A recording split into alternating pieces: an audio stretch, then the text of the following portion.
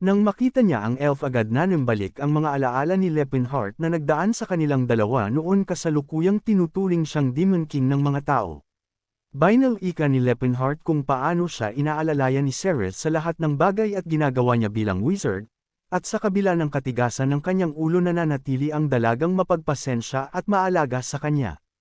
Bukod dito para kay Ceres isang kaakit-akit na lalaki si Lepenhart kahit na sa malaking agwat ng edad nito sa kanya, hindi din pinagkakait ni Ceres ang kanyang pag-aalaga sa nakaraang buhay ng ating bida. Sa gitna ng masaya nilang usapan tanong pa ni Lepenhart sa dalaga kung kailan ito tatawagan sa pangalan at hindi bilang Lord Lepenhart. Pagtanggi naman ni Ceres na hindi niya ito kanyang gawin at hindi na nagbigay pa ng dahilan. Matapos ang tagpong ito nang buksan ni Lepenhart ang pinto ng itinayong palasyo bumungad sa kanya ang nasusunog na paligid, kung saan nagaganap ang pagsalakay ng mga tao sa itinituring nilang Dark Empire. Nakasunod din sa kanya ang tapat niyang mga alagad na sina Atilka, Mok-Ilan at Ceres na malungkot na nakatingin ng pamamaalam kay Lepenhart. Tanong naman ni Lepenhart kung bakit baka sa mata ng mga ito ang paghitbi na animoy tinitingnan ang isang kaawa-awang lalaki. Saad pa niya na ang buong kontinente ay nang alap ng puwersa sa iba't ibang panig na mukhang buo na nitong lakas, upang harapin ang ating bida na inaakusahan nilang Demon King. May pag-iisip na tanong pa niya kung paano haharapin ng mga tao ang aftermath na mukhang balak na wasakin ang buong bansa para lang daisang digmaan. Ayon naman kay Mok-Ilan pinapakita lang ng mga tao na hindi nila matagalan ang pag-iral ng ibang races. Tanong pa niya sa kanilang hari kung talaga bang wala itong plano na sumama sa kanilang paglisan. Sagot naman ni Lepenhart na magpapaiwan siya sa Gyrock upang magkaroon ng pagkakataong makataas ang apat niyang War King. Humingi pa ng tawad si Lepenhart sa deity na si Alport dahil aniya ipag-endorso nito sa kanyang pangalan, ngunit hindi siya nagtagumpay na magawa ang sinabi nito. Saad naman ng isa Samga warrior na hindi ito endorsement kundi isang propesya, ngunit para J. Lepenhart ay walang ipinagkaiba ang dalawang bagay na ito. Ayon sa propesya ang taong papanatilihin ng isang elf sa kanyang tabi, susunod sa gabay ng orc, at tatatawid sa kailaliman ng Diamond Wheel at lalabas matapos masira ang haligi ng Hawkrill, siya ang taong pipilipit sa kapalaran at magdadala ng kaligtasan. Aminado si Lepenhart na hindi niya ito maunawaan nung unang marinig, dahil matapos masira ang halos kalahati ng temple pinuri pa siya ng mga dwarfs bilang tagapagligotes. Matapos ito saad ni Mok-Ilan na naway ipagkob sa kanya ni Albot ang biyaya upang magkaroon pa muli ng pagkakataon na makaharap ang kanilang hari, sumangayon naman si Lepenhart sa sinabi nito sa kahiniling na naway maging maayos ang kalagayan ng kanyang magigiting na war.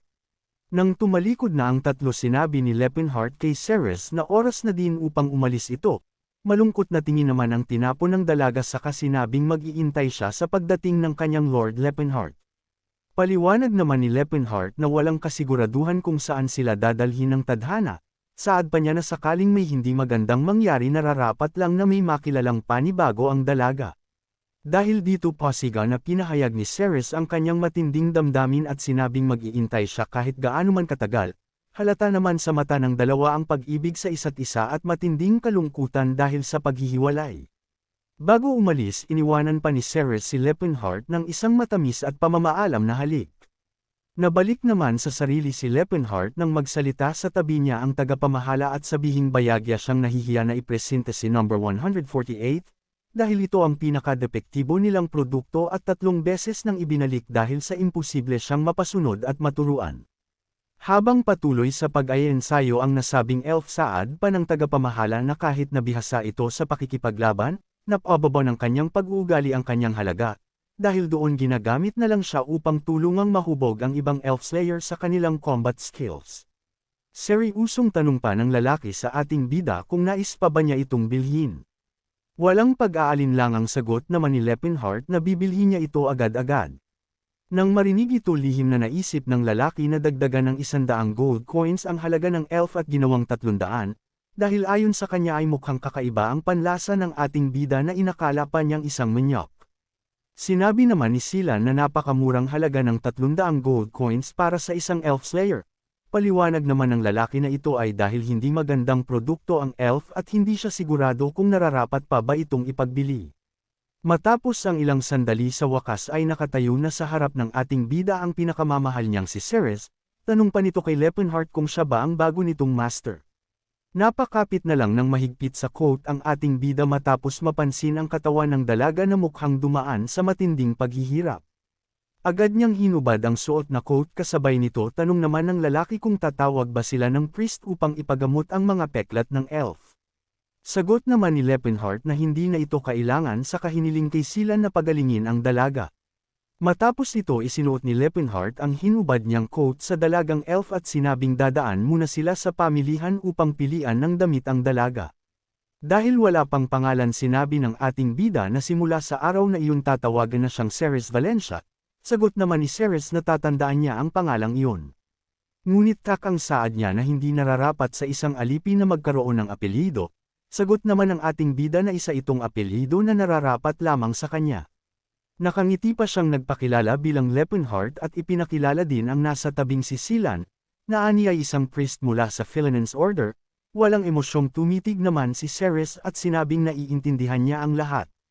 Sa kabilang banda mula sa Elfenheim gulat na nanlaki ang mata ng tagapamahala matapos hanapin ni Terek si number 148 upang bilhin. Ngunit huli na ang pagdating nito dahil ilang oras na ang nakakaraan nang makaalis si Lepenhart kasama si Ceres. Namumula ang kilay na tanong ni Terek kung si Verret ba ang muling bumili sa nasabing elf dahil napag-alaman nito ang kanyang pinaplano. Sagot naman ng tagapamahala na hindi si Verret kundi isang batang lalaki na di pamilyar ang nakabili sa Slayer Elf, dagdag pa niya na hindi niya alam ang pagkakakilanlan nito dahil sa nagbayad ito ng cash. Nakapamiwala namang tanong ng matabang lalaki kung sino ang may kakayahang magdala ng ganoong sapat na pera upang bayaran ng cash ang isang elf. Sagot naman ng tagapamahala na isang matangkad at malaking na lalaki ang hinahanap ni Terek at agad niya itong makikilala sandaling makita ito. Tinitigan naman ni Lepenhart ang seksong pananamit ni Ceres na ayon sa kanga ay pansamantala nitong isuot habang wala pang nakikitang mas nababagay dito. Bagaman hindi perpekto bumagay naman ito sa dalaga kaya't namumula na lang ang pisngi ni Silan habang pinagmamasdan ang kahandahan nito. Habang naglalakad tanong pa ni Lepenhart kung nagugutom na ba si Ceres, sagot naman nitong gawin niya kung ano ang naisin bilang kanyang master. Nang sabihin ni Lepenhart na huwag siya nitong tingnan bilang nagmamay-ari sa kanya, agad na tanong ni Ceres kung balak na ba siya nitong namuling ibalik, na agad namang pinabulaanan ng tingbida. Takang napaisip naman si Ceres bakit siya tinatrato ni Lepenhart na para isang babaeng tao, matapos maisip na ibinigay sa kanya nito ang suot na coat, at binilhan ng mamahaling damit. Paliwanag ni Lepenhart na nais niyang tingnan siya ni Ceres hindi bilang master, kundi kapwa manlalakbay at kasamahan kaya't pakiusap pa niyang tawagin na lang siya sa pang-alang-alang Lepenhart. Nang marinig ito naisip ng dalaga na mukhang ganoong tipo ang nais ng ating bida, ngunit alam niyang wala ito pinagkaiba sa mga manyak na obsessed sa paikat-sikot na kwento. Habang patuloy sa paglalakad nasa isip pa ni Ceres na mukhang nais nitong magkunwaring manlalakbay na warrior na may kasami babaeng swordman, kaya't sinang-ayunan na lang ang ating bida at tinawag itong Lord Lepenhart, ngunit para kay Ceres pare-pareho lang ang lahat ng tao. Matapos ito makikitang nag-i-enjoy ang dalagang elf habang namumualan sa pagkain at sarap na sarap sa pagmuya. Nakangiting saad naman ni Lepenhart na ang Ledentis Grace ang pinakasikat na kainan sa Jeplin, dahil naniniwala ang mga itong sa pamamagitan ng paghahanda ng masarap na pagkain, napaparagalan nila si Led Antay ang dayos ng mundo at kasaganahan. Sa krustikong tanong naman ni Silan na kung ganoon ay nararapat na libre ang lahat ng kinakain nilang pagkain, pagbara naman dito ni Lepenhart na ang Philinen's Order man ay kumikita ng pera sa pamamagitan ng beauty business. Sandali pang nagtalo ang dalawa dahil ayon kay Silan ay hindi naman labag sa kanilang patakaran ang paraan niya upang kumita ng pera, ngunit sa huli ay walang parent siyang nagawa kundi kumain na lang ng tahimik. Takang napalingon naman si Ceres nang mapansin ang masayang pagtitig sa kanya ni Lepenhart, at matapos ito bahagya siyang sumandal sa pader indikasyon na ayaw na niyang kumain. Patuloy naman ang malalim na pagtitig dito ng ating bida habang tanong sa isip kung hindi rin ba nagustuhan ni Ceres ang kainan, isang lugar kung saan sila nagdadaos noon ng selebrasyon ng una nilang pagkikita. Sa nakaraan nakilala ni Ceres ang ating bida bilang kanyang tagapaglegotes, ngunit sa kasalukuyan ay bilang kanyang buyer. Alam ni Lepenhart ang malaking kaibahan ng dalawa kaya't napagtanto na maaaring napaaga siya ng dating. Matapos kumain agad silang naglakad samantalang hindi pa rin mawala sa isipan ng ating bida, na balang araw ay malalaman din ng kanyang minamahal na si Ceres ang tunay nilang intensyon, ngunit sa ngayon ay nasisiyahan na siya sa ganoong kalagayan. Sandali silang tumigil sa bilihan ng mga pinakamagagandang armas upang papiliin ang dalaga ng nais nito. Nang damputin ni Ceres ang isang rapier na itanong ni Leppinheart na inakala niyang scimitar ang gamit nito sa bilang armas. Nang mapagtanto na nadulas siya at nakita ang pagtataka ni Ceres, aksidenteng naisalba naman siya ni Sila nang sabihin nitong alam talaga ng mahusay na fighter, ang armas ng isang warrior sa pamamagitan lang ng pagtingin sa mga kamay nito. Habang naglalakad paalis tanan ni Ceres ang isang scimitar, habang si Sila naman ay di makapaniwala sa kanyang bagong mithril weapon na hinahangaan lang niya noon. Asak na tanong naman ng ating bida kung ano naman ang paggamitan dito ng isang priest at bakit kailangan ng armas. Sa gitna ng masayang paglalakad napalingon si Leppinheart nang mapansin ang mga lalaking nakatingin sa kanila. Pumaunahan pa ang mga ito at mauturidad na saad ng mga nakauniporming mga lalaki na nais nilang sandaling makausap ang ating bida, kaya't natigilan sila habang nakatingin ng may pagtataka. Tanong ni Leppinheart sa lalaking nasa unahan kung tungkol saan ang gusto nitong pag-usapan, sagot naman ng lalaki na isang mahusay na tao ang nagnanais na mapasa kanya ang elf na kasama ng ating bida. Walang pakundangang sagot naman ng ating bida kung ano ang pakialam niya dito. Nang marinig ito agad na yumukod sa harap ni Leppinheart ang lalaki kasabay ng pakiusap na ipagbili sa kanila sa Ceres, at sisiguraduhin nilang mapapalten ito sa mas malaking halaga kasunod ang pag-abot ng promissory note. Mariing pagtanggi naman ni Leppinheart na wala siyang plano na ipagbili si Ceres, kaya't nasabi ng lalaki na marahil hindi naiintindihan ng ating bida kung ano ang iniaalok niya. Matalim na tingin naman ang iginanti ni Leppinheart sa lalaki sa kasinabing mukhang ito ang di nakakaintindi, sa kanyang sinabi na hindi pagiging interesado sa alokan nito. Dahil dito saad ng lalaki na kakaiba sa lahat ang ating bida, kaya't wala silang pagpipilian kundi ang umalis dagdag pa nito, na marahil talagang gusto ni Leppinheart ang babaeng elf. Nang makaalis na ang mga lalaki iniis na sinabi pa ni Leppinheart na sino ba sa palagay ng mga ito ang kanilang sarili, samantalang saad naman ni Sila na panay mga werdo ang nakakasalubong nila. Sa kabilang banda mula sa magarang tirahan ng Rolfine Merchants rinig ang malakas na sigaw ni Terek, dahil sa pagbalik ng alagad niyang si Romad nang hindi dala ang kanyang iniutos. Paliwanag naman ni Romad na halata sa lalaking nakausap niya ang pagiging matigas ang ulo, saad naman ni Terek na dapat ay binugbog na lang nila ito at inihaji ang promissory note, ngunit katwiran naman ni Romad na dahil maraming nakatingin kaya't dapat na ayusin ito sa mas pribadong lugar. Mungkahi pa ng Romad na magintay sila ng tamang oras, upang hulihin ang Slayer Elf at palabis ang Natami saka magbabayad ng kaukulang danyos, saad pa niya ba dahil mababa lang ang halaga ng nasabing elf makukuha ng alok nila ang interes ni Leppinheart. Nakangiting sinabi naman ni Terek na maganda ang naisip ni Romad, utos pa niyang isama nito ni Sir Lantas upang mapakinabangan ang nakatago nitong galing. Sa kabilang banda sa loob naman ng tinutuluyan ng ating bida nakaupo si Leppinheart sa sahig, habang nasa harap niya ang mga gold coins na natira sa lahat niyang nagastos. Habang pinagmamasda ng higit 2,000 gold coins nasa isip niya na mas madami ito kesa sa inaasahang matira, ngunit batid niyang hindi ito sapat upang magtayo ng isang empire. Dahil dito pumasok sa isip niyang i-invest ito kesa sa palaging dahil saan man pumunta. Mahigpit na inalala ni Leppinheart ang mga kaganapan sa nakaraan kung saan naganap ang salot sa Croven's Kingdom. Ang Croven's Kingdom ay isang agricultural nation na ginagabayan ng goddess ng mundo na si Lendati, kaya't kilala ang bayang ito sa kasaganahan at magandang lupain, dahil doon ang isang salot ay hindi nila nagawang paghandaan.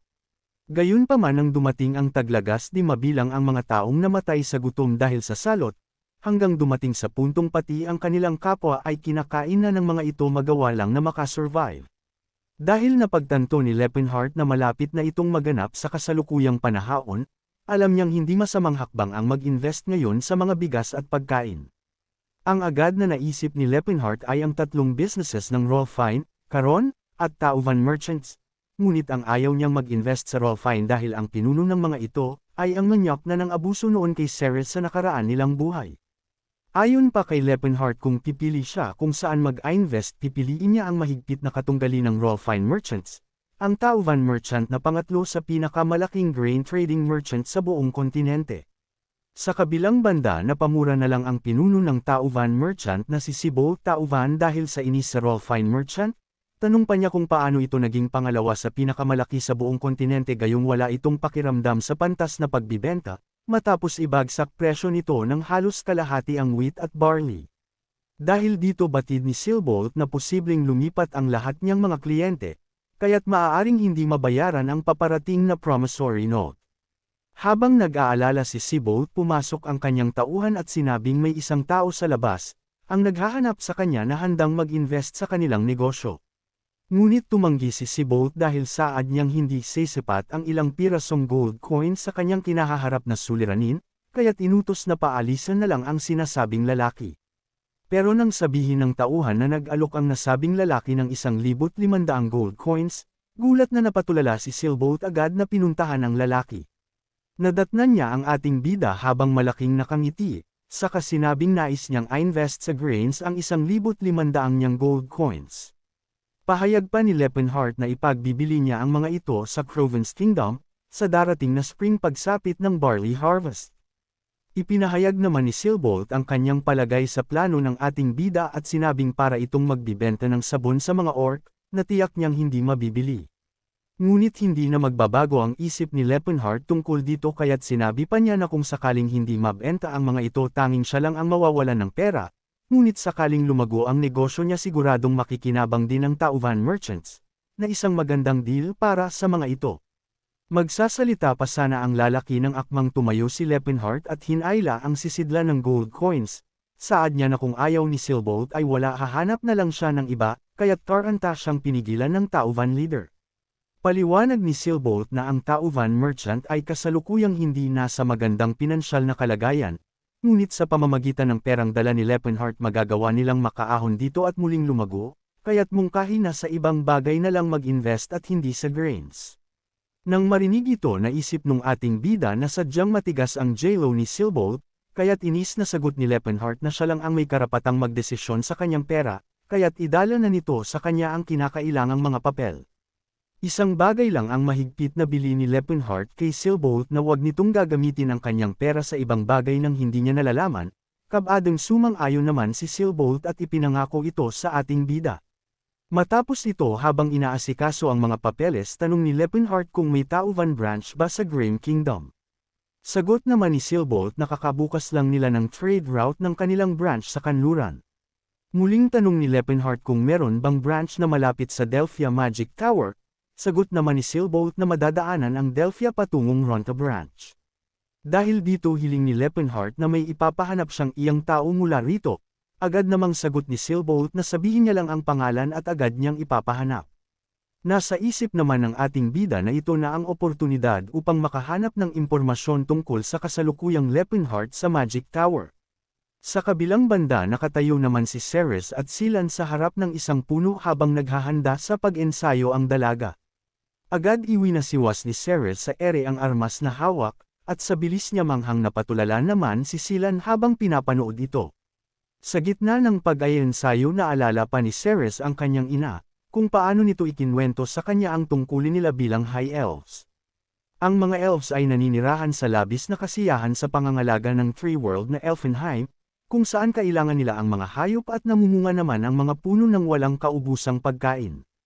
Ayon pa sa ina ni Ceres kahit na kinuha ng mga tao ang pamumuno sa kanila, naniniwala siyang ibabalik sila ni Great Eldia sa kanilang paraiso balang araw. Ngunit naglaho ang lahat ng yun nang sunugin ng mga tao ang kanilang tirahan, at sa murang edad ay naulila si Ceres ngunit ibinili ng kanyang ina na huwag niyang kakalimutan ang kanilang dignidad.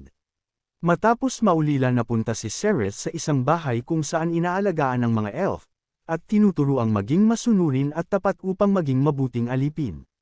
Sa murang edad ay nakaranas siya ng pagmamalupit mula sa sakam ng mga tao, ginutom at mag-isang ikinukulong sa abandonadong silid.